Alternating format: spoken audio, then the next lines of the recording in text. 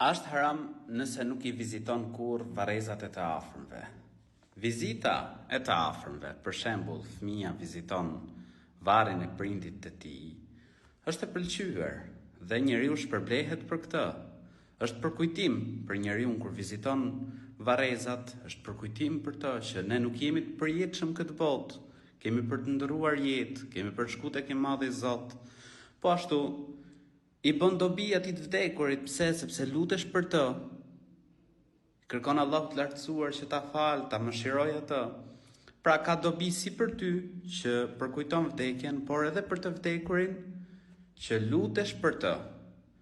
Nuk është haram nëse nuk i viziton varrezat e të afërmve, sepse ti për prindrit e tu mund të lutesh edhe po nuk i vizitove.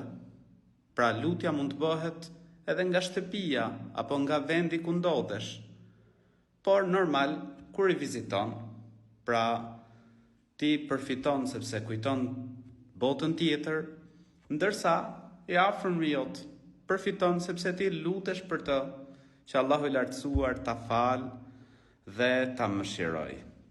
Po ashtu, ne duhet ta dimë që i vdekuri kur ndëron jetë, prej gjërave që i bëjnë dobi atij mbasi ndëron jetë, është fëmia, një fëmijë i mirë, i cili lutet për të.